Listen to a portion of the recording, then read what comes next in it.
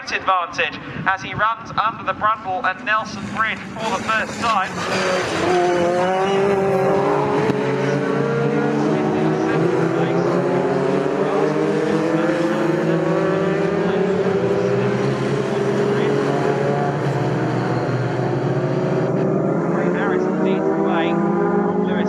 Our third and fourth place starters have both managed to get ahead of the front row. On that first lap, Malcolm Blackman overcooked it at Wilson. Daniel Smith did much the same at Oggies. Across the line comes Ray Harris then in the Ginetta. Ginetta, of course, being a relative term. It's a Mercedes SLK of Lewis Smith in second place. Then it's Malcolm Blackman in third ahead of Daniel Smith at this stage. The rest of the pack come flying by, including arguably one of the cooler silhouettes out there, that being the Volkswagen Corrado.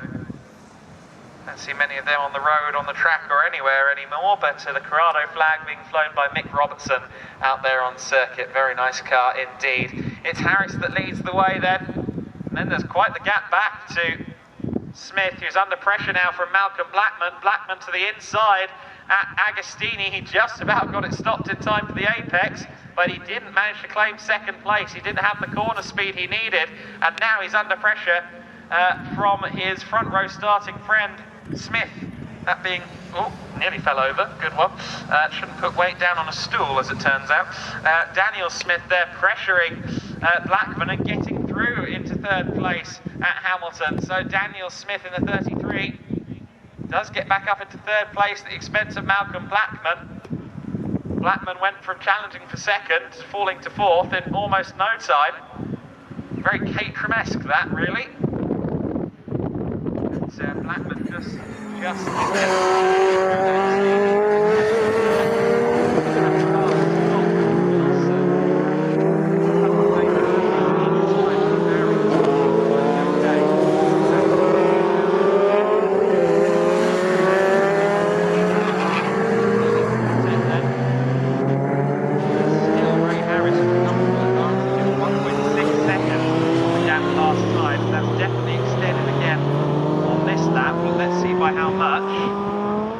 across the line comes Ray, and then following Smith. Be a battle on the Smith soon because Daniel is closing in, and the gap between Harris and the chasing pack is now out to 2.8 seconds. So Ray Harris is doing a great job there. He just set the fastest lap of the race at 2:02.429 for good measure.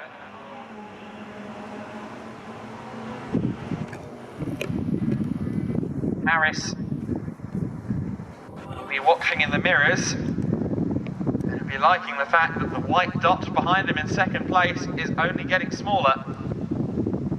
Lewis Smith in second, with Daniel closing in and closing in. Daniel actually dives up the inside at Agostini and he manages to make it stick. Good move from Daniel, but he just overcooks it on exit. Asked a bit too much of the rather diminutive tyres on these little cars, of course all running Avons. And it's still side by side between the Smiths, so I think Daniel is just about going to win out. Yes, Daniel Smith just about squeezes out Lewis at Oggies, and then for good measure, Malcolm Blackman manages to get up into third place. While the 4 car is in, that's another Smith, Richard Smith, has called it a day. Retired from the race here in pit lane, but Lewis Smith finds himself where he started.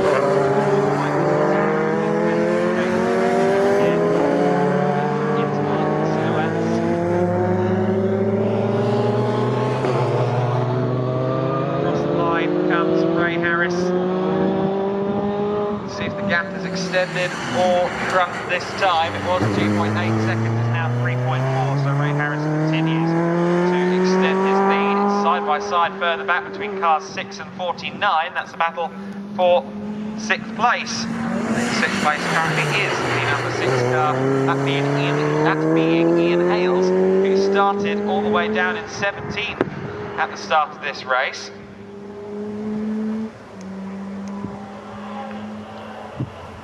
Harris through Palmer, so committed on corner exit there, really was testing the limits of the rear tyres. Interesting to see whether our pole sitter Smith, Daniel Smith, can try and close in on Harris now. Certainly Daniel had the pace in quali before the red flag. Question is, can he close in on Harris now that he's not having to try and fight other cars? 3.4 seconds the margin, 7 minutes and 45 of the race left to go. So he's running short on time, with a gap that big between himself and Harris in the lead. Good fights all the way through the order. The 14 and the 52 car very close together, the 14 being Philip Spinks, the 52 being Robertson, Nick Robertson in the 52 car.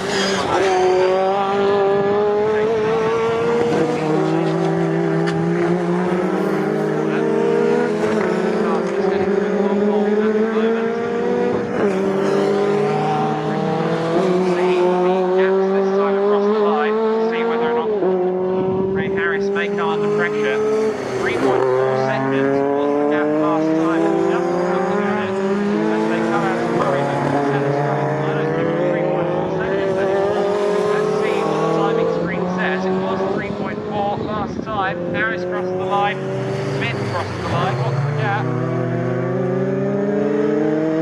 It's actually extended again, 4 seconds. No, that's because Daniel Smith's transponder seems to be a bit skew-whiff at the moment. The gap has in fact shrunk down to 2.7 seconds, so it has indeed gone down. We could well see a battle for the lead before the end of this race if Daniel Smith can keep on pressing.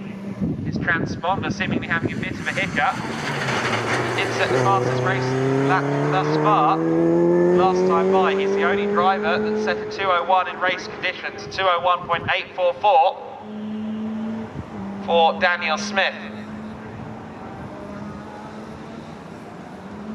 Malcolm Blackman there in 3rd place. And up into 4th, I believe, has gone... Is that Burrows? Yes, I think Burrows has closed up on the 24 of Lewis Smith as well. Where did Burrows start in this race? He started down in 16th. So we've got all manner of hard chargers from the rear. Burrows in the 16 and Hales in the 6 have both gone great guns in this quali session, in this race session, to rectify the wrongs of qualifying. And both of them are up into the top half dozen. Make things compelling in the second race. We have the front runners in the order. In the case of this attacking Smith with several laps on the low there, coming out of the hills there. No question he's trying. See whether he's managed to extend the bubble, whether he's managed to bring the advantage this time.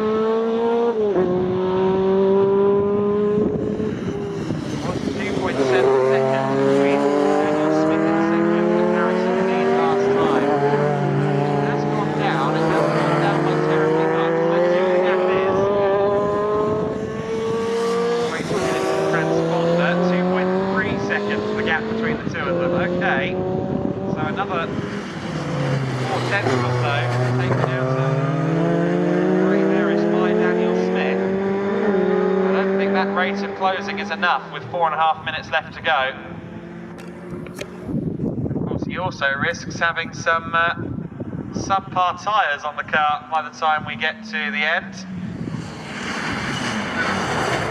Ray Harris,